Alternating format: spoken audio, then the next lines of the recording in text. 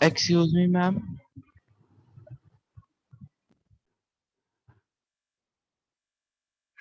So are plants and animals pH sensitive? तो सबसे important चीज है कि जो लिविंग बॉडी है, हमारी बॉडी है या प्लांट्स की बॉडी है, it works very well with in the pH range of 7 to 7.8. मतलब 6.5 हमारी बॉडी के लिए, 7 to 7.8 स्लाइटली एल्कलाइन मीडियम अच्छा है, बट प्लांट बॉडी 6.6 से लेके 7.5 तक की रेंज में बहुत अच्छे से काम करती है. मीन्स अप्रोक्सीमेटली एक न्यूट्रल रेंज होनी चाहिए ब्लड की, या ब्लड भी हमारा स्लाइटली एल्कलाइन है 7.4 पीएच पे. तो दिस रेंज इज एक नैरो रेंज है पीएच की, जिसपे हमारी लिविंग सेल्स जो है वो काम करती हैं. तो अगर ये पीएच बॉडी में या हमारे सराउंडिंग्स में चेंजेस हो जाते हैं तो it causes harm to our body as well. अब जैसे रेन वाटर है, उसका जो पीएच है वो लेस देन 5.6 होता है. रेन वाटर अगर 5.6 से लोअर हो जाए, अदरवाइज इससे अबव होता है, 6 पॉइंट समथिंग रहता है नॉर्मल रेन का. But when pH of rain water is less than 5.6, then it is called acid rain. And acid rain can cause harm to human skin as well. और अगर ऐसा पानी हम यूज करते हैं ड्रिंकिंग पर्पस के लिए तो it will not at all be suitable for us. तो पीएच जो है एक्वेटिक एनिमल्स भी, उनको भी अगर ये वाली एसिड रेन उन वाटर बॉडीज में अल्टीमेटली जाएगी तो it can cause harm to those animals as well. Soil की पीएच भी 6.5 to 7.5 की रेंज में रहनी चाहिए. तो प्लांट्स की जो हेल्थ है वो तभी प्रॉपर होगी. अब क्या करते हैं farmers, they are using fertilisers in large amount. Fertilizers can cause acidic effect in soil. Soil को वो एसिडिक कर देते हैं. तो अब क्या होता है, एसिडिक सॉइल में प्लांट्स अच्छे से ग्रो नहीं करते. देन फार्मर्स स्प्रे, ये नोट कर लेना, ये आपकी बुक में नहीं लिखा हुआ. फार्मर्स जनरली स्प्रे क्विकलाइम और स्लेक्ड लाइम.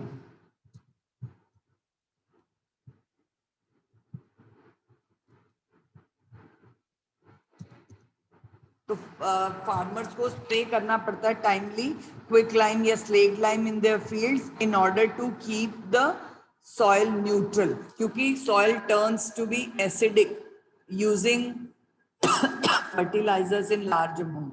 तो ये फर्टिलाइजर्स का एक हार्मफुल इफेक्ट है कि it converts the soil nature to acidic. Acidic soil is not good for plants, so farmers need to spray quick lime or slaked lime which are mild bases. mild basic salt है ये, calcium oxide. slaked lime तो calcium hydroxide ही है. these are mild bases and they neutralize the effect of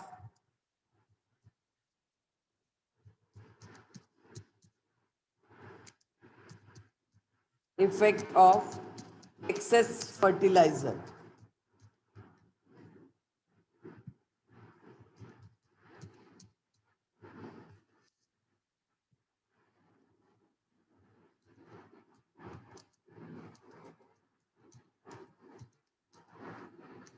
ठीक है. तो farmers need to use these basic mild basic substances जो बहुत cheap material की फॉर्म में अवेलेबल है. क्विक लाइम जिसको हम चूना कहते हैं या स्लेक्ड लाइम, ये दोनों चीजें वो स्प्रे कर सकते हैं. These are commonly available salts and these are mild basis in nature. Slaked lime तो हाइड्रोक्साइड है, बेस ही है. Quick lime is a salt, calcium oxide. तो these salts can neutralize the effect of acid which is produced by fertilizers. ठीक है. तो farmers, ये भी क्वेश्चन रीजनिंग में कई बार आ जाता है, how farmers make the soil acidic or why farmers need to spray quick lime or slaked lime. Next is pH in our digestive system. Actually जो हमारा स्टमक है, it produces hydrochloric acid you know to digest, because जो salivary amylase है वो एक basic medium में काम करता है. तो हमारा जो फूड सलाइवा से मिक्स होके स्टमक में पहुंच रहा है, that has pH above 7 you know, क्योंकि सलाइवरी अमाइलेज के लिए बेसिक मीडियम की रिक्वायरमेंट है. तो अप्रोक्सीमेटली 7 के आसपास पीएच रहती है. बट जो हमारे स्टमक में एंजाइम्स हैं, पेप्सिन एंजाइम मेनली, उसने प्रोटीन को डाइजेस्ट करना, and digestion of protein takes place only in acidic medium, मतलब जो पेप्सिन है वो एसिडिक मीडियम में ही काम करेगा। तो अब फूड तो हमारा सलाइवा ने अप्रोक्सीमेटली न्यूट्रल या स्लाइटली एल्कलाइन करके भेजा, तो अब वो पेप्सिन अपना काम नहीं कर पाता यहाँ पे, and that is the reason that HCl is released in our stomach in order to create an acidic medium, और साथ साथ ये HCl कुछ माइक्रोब्स को किल करने का भी रोल प्ले करता है। तो that's why it is very much required the pH approximately 1.2 के करीब हमारे स्टमक में मेंटेन रहती है, where proteins can be digested easily. अब क्या होता है, if some people are taking too much of these heavy food या हैवी डाइट, बहुत ज्यादा ऐसी डाइट खाते हैं जिसके लिए स्टमक को ज्यादा वर्क करना पड़ता है, ज्यादा अमाउंट में एसिड रिलीज करना पड़ता है, then our mucus lining can not protect the stomach walls from this excessive acid production. तो ये एक्सेसिव एसिड जब प्रोड्यूस होता है तो हमारे स्टमक में पेन हो सकती है, और जिसको हम बर्निंग सेंसेशन कहते हैं, जलन होना एक तरह की, that irritation and pain can be caused by excessive acid produced in our stomach. And to get rid of this pain, a medicine called antacid, you can underline this, antacids are to be used. Antacids क्या होते हैं? Acids के anti, means they must be bases. So mild bases are used in order to prevent from these acidic you can say effect of HCl in our stomach. And the most commonly used antacids are magnesium hydroxide which is called milk of magnesia, और एक और आप name note कर लो, hydrogen carbonate, baking soda. रोहांशी बेटा mute yourself. Baking soda is a commonly available salt which is available in the form of ENO as well. So it is used to cure acidic excessive acid effect in our stomach. Next is pH as cause of tooth decay. Tooth decay means हमारे जो tooth है वो उनमें cavities वगैरह बन जाती है। Actually क्या होता है, when we eat sweet substances at night, ठीक है, तो ये sweet substances जब माउथ में रह जाते हैं थोड़े बहुत भी टीथ से लगकर, मतलब आपकी टीथ में फंस जाते हैं कहीं पर भी, तो these sweet substances when decomposed at night, क्योंकि सारे टाइम हमारा माउथ बंद रहना है, तो some bacteria present in our mouth produce acids by degradation of sugar. तो शुगर या शुगरी सब्सटेंसेस बैक्टीरियल डिकम्पोजिशन के थ्रू सर्टेन एसिड्स प्रोड्यूस करते हैं जो हमारी माउथ में पीएच को 5.5 से बिलो कर देते हैं, और इतनी लेस पीएच में हमारा जो माउथ है वो एसिडिक हो जाएगा। एंड ये जो एसिड है जो प्रोड्यूस हुआ है आपके माउथ में, दैट कैन एक्चुअली आपके जो टीथ पे इनेमल है उसको कोरोड करता रहता है। तो इनेमल जो हमारा बेसिकली बना हुआ है कैल्शियम फॉस्फेट का, otherwise it is the hardest substance in our body, but it can be digested by these acids which are produced in our mouth by the bacterial decomposition of sugar and sweet substances. Clear? तो अब हमें अपने mouth में जो ये होने वाले tooth decay को प्रिवेंट करने के लिए we must brush our teeth using toothpaste which are mild bases. Toothpaste में basic substances add किए हुए होते हैं, तो these must be used to brush teeth so that they can neutralize the excess acid and prevent tooth decay. ठीक है, तो tooth decay का मतलब कैविटीज हो जाना, इनेमल, क्योंकि जब आपके टूथ के ऊपर जो एक प्रोटेक्टिव मटेरियल है वो जब करोड होना स्टार्ट हो जाता है तो जो आपके टीथ के अंदर कैविटीज बननी स्टार्ट हो जाती है, because microbes can easily enter in that cavity and they can actually decay that particular tooth. Gums तक, मतलब टूथ की रूट्स तक पहुंचने लगते हैं।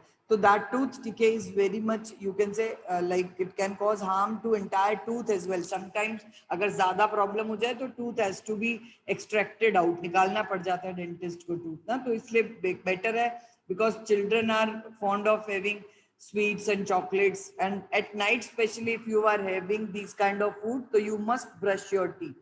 Otherwise तो ये आपको लोअर क्लासेस में बता देते हैं कि you must brush your teeth twice, morning में एंड नाइट में before sleeping, so that bacterial decomposition की रेट जो है वो बहुत कम हो जाएगी, और अगर एसिड प्रोड्यूस हुए भी हैं तो वो न्यूट्रलाइज हो जाएंगे टूथपेस्ट से। Clear?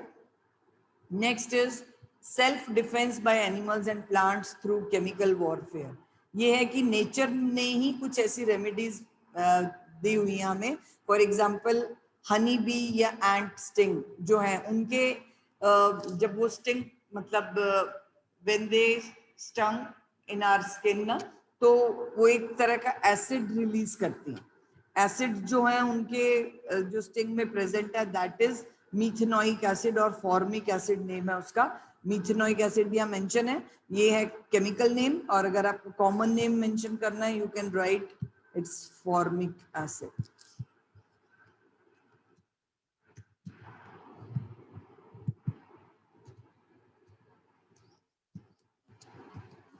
फॉर्मिक एसिड भी आप लिख सकते हो या मीथेनोइक एसिड भी लिख सकते हो, both of the things are correct. तो ये रिलीज करती हैं ये एसिड हमारी स्किन के अंदर, और इनके स्टिंग से ये एसिड जब रिलीज होता है स्किन में तो इट कैन कॉज इरिटेशन होती है थोड़े टाइम के लिए, इन्फ्लेमेशन, पेन, स्वेलिंग सी होती है, पेन होता है. And if we readily apply, अगर हम इंस्टेंटली उसके ऊपर एक बेसिक सब्सटेंस लगा दे, mild base, which is baking soda, जो नॉर्मली सबके घरों में अवेलेबल होता है. आप लोग केक वगैरह बनाते हो तो you must be using these materials. तो baking soda you can apply on this tongue area and it instantly gives you relief. ठीक है. और इसी तरह से एक नेटल लीव्स हैं जो जनरली फॉरेस्ट में होती हैं, तो वहां पर इसकी जो लीव्स हैं वो बहुत शार्प होती हैं, स्टिंगिंग हेयर होते हैं उस पे, तो they inject methanoic acid causing burning pain. तो नेचर ने इसकी रेमेडी भी वहीं पर ही है, मतलब आसपास ही नेटल प्लांट के एक और प्लांट होता है which is known as dock plant. और ये डॉग प्लांट जो है इसका इफेक्ट बेसिक होता है नेचर में. तो अगर नेटल प्लांट की लीफ किसी को स्टिंग कर गई है, पेनफुल होती हैं इसके भी ये स्टिंग्स, तो traditional remedies by rubbing the area with the leaf of dog plant which often grows beside the nettle in the wild. तो ये वाइल्ड है, फॉरेस्ट में ही मिलते हैं, नॉर्मली हमारे सिटीज वगैरह में नहीं है. But those persons who are living in forest, तो they must have knowledge of these wild plants as well.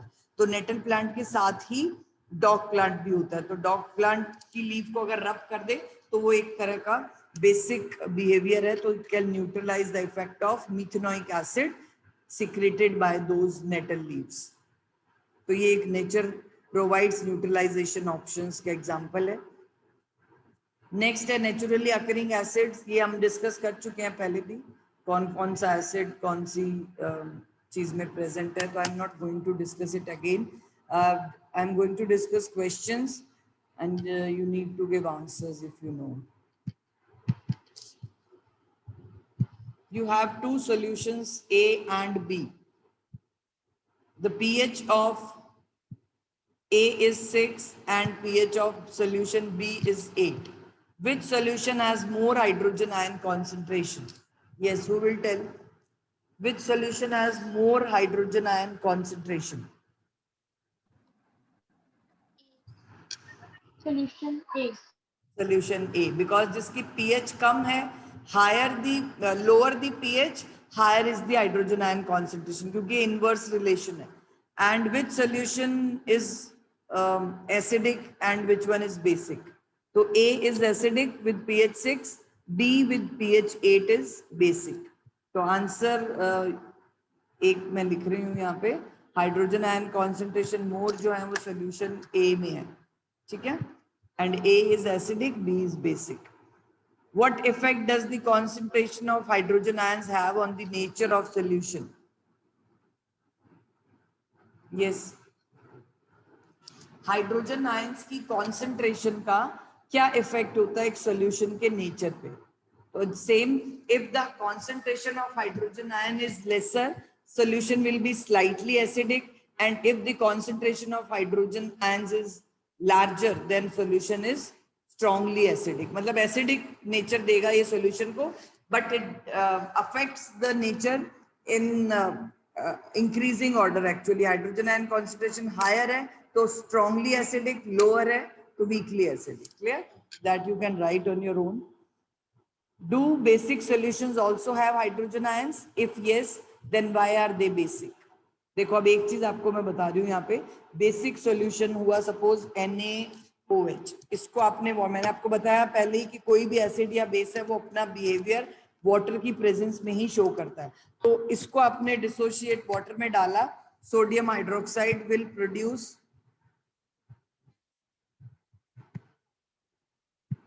just a minute, sodium hydroxide will produce sodium ions,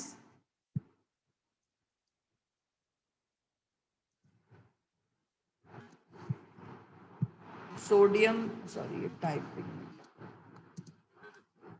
ions and OH ions, ठीक है। अब साथ में आपके पास water भी है, तो वाटर भी जब डिसोशिएट होगा क्योंकि आपने वाटर में मिक्स किया, and water produces these two types of ions, H2O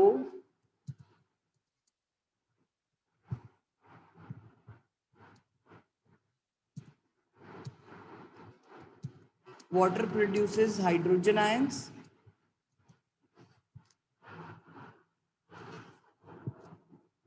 and OH ions. Water is made up of these two types of ions, ठीक है। अब देखो आपके पास वाटर ने बट इक्वल अमाउंट में रिलीज करने हैं, तो न्यूट्रल वाटर जो है वो जो वाटर है वो इसलिए न्यूट्रल होता है because water produces equal amount of hydrogen and hydroxide ions, इसलिए दोनों की जो कॉन्सेंट्रेशन है वो इक्वल रहती है। बट अब अगर आपने एक बेस का सॉल्यूशन बनाया वाटर में, तो बेस ने जितने OH आयन रिलीज किए वो ये OH आयन के साथ मिलकर एक्सीड कर जाते हैं हाइड्रोजन आयन से, and that is why solution becomes acidic. और अगर आप मैम बिकम्स बेसिक। मैम आप कुछ excuse me ma'am, yes sir. हम कुछ आप लिख रहे हैं ब्लैक बोर्ड में, कुछ लिख रहे हैं क्या? स्टूडेंट्स कह रहे हैं हमें विजिबल नहीं हो रहा, कुछ लिख रहे हैं क्या आप बोर्ड पे? एक लाइन लिखी है मैंने, वो भी विजिबल नहीं है। नहीं, इनको विजिबल नहीं हो रही है मैम। कोई बात नहीं, वैसे ही समझ लेंगे बेटा। हम